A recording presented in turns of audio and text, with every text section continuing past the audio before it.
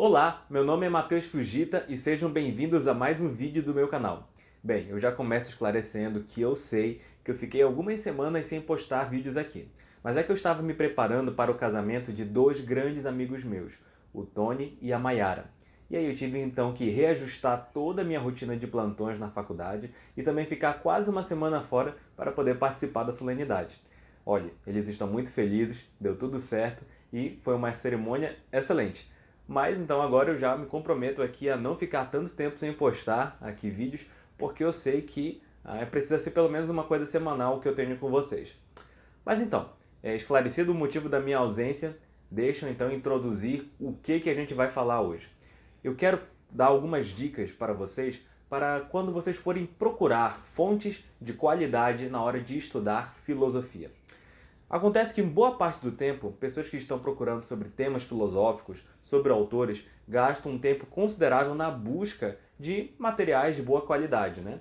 Então a ideia é dar sites, livros e enciclopédias hoje para que vocês não percam tanto tempo assim. Bem, eu vou já começar dizendo que são 5 as minhas recomendações para quem está começando a estudar filosofia, mas também para quem já tem um nível mais acadêmico. E cada uma dessas sugestões minhas vai ser mais eficiente a depender do nível em que você estiver. Eu já vou começar dando uma indicação de um site de teor mais acadêmico, que é o Phil Paper. Se você estiver procurando artigos científicos voltados para a área de filosofia, se você estiver procurando algo mais acadêmico, esse site é muito bom. Ele organiza a disposição dos artigos por tópicos, o que quer dizer que você pode procurar lá sobre epistemologia, que é sobre o conhecimento, sobre ética, sobre metafísica, sobre a tradição analítica, sobre autores específicos. Por exemplo, eu, quando fui fazer uma pesquisa recente lá, encontrei duas abas paralelas, que era a de filosofia da ciência e que abordava assuntos como a filosofia relacionada ao darwinismo, mas também encontrei artigos filosóficos técnicos defendendo o design inteligente, inclusive autores da tradição analítica de filosofia defendendo as duas posições. Então achei isso bem interessante. Se você quiser se munir, entre aspas, você pode procurar lá artigos para melhorar argumentos e ver como que a discussão a respeito de algum tópico anda. Então esse é um site muito bom. Uma outra vantagem dele é que ele dá a quantidade de citações que esse artigo está tendo no meio científico. É que a academia, em geral, também usa como um dos critérios para avaliar a qualidade, a repercussão do artigo ou do material que está sendo discutido, a quantidade de citações que aquele material está tendo, ou seja, quantas vezes ele é citado, por quem é citado, onde ele é citado. Apesar de não ser um critério absoluto para testar a qualidade do material, esse é um critério que mostra assim, alguma relevância do que o artigo está tendo. Então, alguns, como gostam dessa informação, podem encontrar lá esses números, onde que você pode encontrar as citações. Além de que, você também pode ver nesse site a quantidade de downloads que aquele artigo está tendo, o que mostra também mais ou menos a procura que aquele tipo de assunto e que aquele autor está tendo no momento. Bem, essa é uma primeira recomendação, como eu falei, mais de teor acadêmico. De um nível também médio, avançado, mas que também beneficia os iniciantes, eu poderia citar também um site chamado Enciclopédia de Filosofia de Stanford. Sim, a Stanford, a faculdade, a universidade dos Estados Unidos, bem conhecida. Nesse site, que você pode encontrar pela sigla SEP, né, seria a sigla inglesa, você poderá encontrar nele muitos resumos e resumos de excelente qualidade. Não é um resumo assim básico do nível Wikipedia, apesar de haver bons artigos no Wikipedia, é claro. Mas eu estou falando de artigos de qualidade feitos por especialistas na área. Não só você vai ter um background histórico daquele autor, daquela ideia, mas também explicações técnicas mesmo a respeito de pontos específicos e desdobramentos daquelas ideias. Você poderá encontrar como que o debate na academia anda a respeito daqueles assuntos.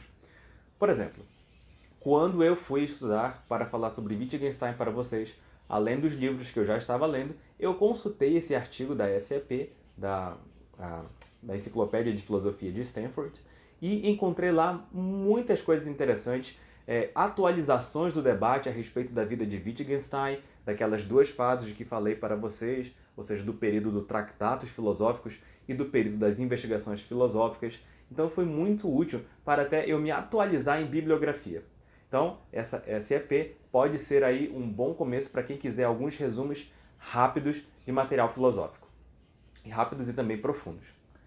Além dessas duas recomendações, eu agora gostaria de partir para recomendações em língua portuguesa.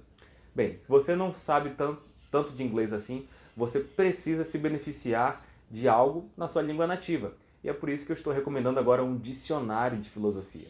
Sim, quando você vai estudar filosofia, há muitos termos técnicos. Os autores, em geral, eles gostam de cunhar as suas próprias nomenclaturas e muitas vezes os sentidos que eles dão para palavras não é aqueles que você vai encontrar em um léxico, em um dicionário qualquer. Você precisa ter um dicionário para saber mais ou menos o sentido de algumas palavras, mesmo que algumas vezes dicionários incorram em algumas imprecisões. Afinal, eles estão tentando fazer um trabalho exaustivo ou quase exaustivo. Mas então eu gostaria de recomendar um dicionário de um italiano chamado Nicola Abagnano. E o Nicola Abagnano ele tem um vasto repertório filosófico e achei muito pertinente boa parte dos itens no dicionário que eu fui atrás, né, que eu busquei, que eu pesquisei. Por exemplo, nesse dicionário de filosofia, eu encontrei lá o vocábulo ética e achei muito interessante a forma com a qual ele trabalha, porque ele vai desde os pré-socráticos, da ideia da filosofia grega, trabalhando a ética, a ideia de Sócrates, a ideia de Platão, de Aristóteles, e vai avançando para a modernidade, para a contemporaneidade, passou pelo pensamento de Kant, que é um dos grandes filósofos que falou da ética, fala também um pouco sobre os medievais, ele fala sobre a tradição analítica, então achei algo bem pertinente, bem completo, em nível de resumo, claro. Mesmo nessa parte da ética, eu encontrei 7 páginas de elaboração dele. Então ele começa a falar sobre ética e foram 7 páginas desenvolvendo não só o conceito, que é algo interessante de saber, as ambiguidades que essa palavra tem, ou seja, as valências de significado, mas também o que cada autor foi pontuando na história da filosofia. Então eu achei muito bem elaborado e eu percebi que esse é um padrão que ele repete em boa parte das palavras que ele vai explicando. Então isso é bom porque dá aquele raciocínio sistemático de que já falei para vocês aqui nos meus vídeos. Tudo bem? Então essa é uma boa recomendação. A quarta recomendação não é bem para quando você for pesquisar um tema específico, apesar de que talvez possa até ocorrer isso nessa hora. Eu estou falando de um livro do Mário Ferreira dos Santos. O Mário Ferreira ficou bem conhecido nas últimas décadas. Muitas editoras, principalmente a Realizações, têm dado voz a ele através de novas edições dos seus livros. E, em especial, esse livro eu achei bem pertinente para quem está começando e quem está querendo entender melhor conceitos filosóficos em geral. O livro se chama Um Convite à Filosofia e à História da Filosofia. Nesse livro, o Mário Ferreira vai dar resumos tópicos bem sucintos, diretos, mas didáticos, a respeito do vocabulário filosófico. É que quem está estudando a filosofia vai ter que começar a dominar algumas palavras que são bem recorrentes na tradição filosófica de qualquer escola filosófica. Por exemplo, o que é uma definição filosoficamente falando, o que é uma teoria, o que é a gnesiologia, o conhecimento, a possibilidade do conhecimento, a metafísica, a lógica formal. Então ele vai falar bem sucintamente como que você deve entender de forma rápida, né, para você não se atrasar nas suas leituras, o que cada uma dessas palavras significa. Então é muito interessante. Por exemplo, quando falamos dessa questão da definição, eu achei bem interessante que o Mário Ferreira dos Santos ele bebe bastante da tradição peripatética, tradição aristotélico-tomista, apesar de não beber apenas dela. Mas então ele vai explicar que a definição é uma definição, né? De fim. Então ele vai fragmentar a palavra, falar um pouco sobre a sua origem, ou seja, sobre a etimologia da palavra, e dizer que uma definição é dar um fim a algo. Ou seja, quando você relembra lá a tradição aristotélica de você buscar um gênero e uma espécie, isso vai se aplicar agora. Por exemplo, quando você vai definir o que é um copo, ele inclusive dá esse exemplo no livro, você vai pegar a definição no léxico do dicionário mesmo e vai perceber que existe essa correlação de gênero e espécie. Porque lá no dicionário está escrito assim, pelo menos no dicionário que ele cita. Copo é um vaso usado para beber. Então, o gênero é vaso, né? O copo é um tipo de vaso, algo que está dentro da categoria dos vasos, e a espécie seria usado para beber. É o tipo de vaso que você usa para beber. Então você está dando um fim, você está limitando, está então dando uma especificidade para aquela palavra. Então assim você está definindo a palavra, certo? Então exatamente por isso vocês também vão ver várias palavras na filosofia que nós dizemos que não tem uma definição exata, que são palavras que é muito difícil você limitá-las, especificá-las, certo? Então existem coisas na filosofia que são definíveis e coisas que não são definíveis. E claro, a depender do conceito de definição que você está usando. Eu estou dando aqui o exemplo didático do Mário Ferreira dos Santos. Então, essa seria a minha quarta recomendação. A quinta recomendação seria a de você possuir alguma coleção, algum volume de história da filosofia. Eu poderia recomendar algumas, não conheço tantas no sentido de ter estudado, mas nominalmente conheço algumas. E eu particularmente uso a do próprio Giovanni Reale. Sim, Giovanni Reale é o autor que nós estamos utilizando para estudar a metafísica de Aristóteles e ele fez uma obra bem completa a respeito da história da filosofia, pegando lá desde a Grécia e avançando até a modernidade, a contemporaneidade, aos autores mais modernos. Particularmente eu gosto dessa história da filosofia do Giovanni Reale, apesar de que eu acredito que ele não fez sozinho, ele tem ele fez em coautoria. Mas eu gosto muito dessa coleção porque ela tenta ter um olhar abrangente, sistemático e vai citando os autores que vai explicando. Eles pegam um trecho dos autores, mostram citações diretas mesmo das suas obras mais importantes e também fazem resumos gráficos. Por exemplo, se você for pegar o trecho da Epistemologia Kantiana, lá há um resumo gráfico que, pelo menos para quando eu fui começar a estudar epistemologia, me ajudou bastante. Então, isso é algo importante, você ter algo didático para você não desanimar com esses assuntos que geralmente são muito difíceis. Bem, há esse ponto favorável e algo também interessante é que o Giovanni Reale vai colocando contrapontos ao próprio autor. Por exemplo, existe uma seção já nos volumes finais que é apenas sobre economia. Então, falar sobre a história do pensamento econômico.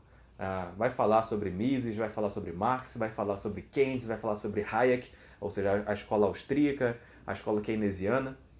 E bem, eu até estava pensando algum tempo atrás em fazer alguns videozinhos sobre o confronto entre Keynes e Hayek. Não sei se é do interesse de vocês, diga aqui embaixo se vocês querem que eu fale um pouco sobre isso. E encontrei resumos bem pertinentes lá. É claro, em um nível um pouco mais básico para iniciantes, mas um resumo bem didático. Você poderá encontrar lá ele falando sobre as principais ideias da escola austríaca, como que Hayek falava tanto do aspecto jurídico e não só econômico, e vai falar também como que Keynes lidou ali após o período da Primeira Guerra Mundial, qual que foi a estratégia dele para reestruturar algumas economias. Bem, isso tudo está presente na obra. Só que para cada um desses autores ele vai dizendo, mas economista fulano de tal contrapõe com esse e esse argumento, e economista fulano de tal também contrapõe aqui com essa e essas ideias. Então isso é bom porque você vai tendo um pouco mais de repertório e não vai ficando apenas algo unilateral. Esclarecido isso, também poderia recomendar a história da filosofia. Não é bem, ele acho que não escreveu com essa pretensão de ser uma história da filosofia, mas funciona como uma coleção de história da filosofia do Eric Voegelin. Poderia recomendá-la para vocês também. Aí ele tece um raciocínio mais historiográfico da coisa, um debate um pouco mais pormenorizado, mas não menos importante, acredito eu. Bem, gente, então essas foram as minhas 5 recomendações. Vocês podem buscar então o Phil Paper, vocês podem procurar a Enciclopédia de Filosofia de Stanford, vocês podem procurar um bom dicionário de filosofia, além desse que eu citei do Nicola Bagnano, me ocorreu agora que vocês também poderiam pesquisar o do Jolivet, que é um filósofo mais voltado à tradição medieval, mas também é um bom autor, é um autor importante de ser conhecido. Vocês podem procurar, para se familiarizarem mais com o vocabulário filosófico, o livro Um Convite à Filosofia e a História da Filosofia, do Mário Ferreira dos Santos. E, por fim, procurem alguma coleção de volume de História da Filosofia com a qual vocês se familiarizem, de que vocês gostem. Eu, particularmente, recomendo a coleção do Giovanni Reale. Tudo bem? Gente, esse foi o vídeo de hoje. Espero que vocês tenham gostado. E como eu sempre desejo aqui no YouTube, quero que todos tenham um forte abraço.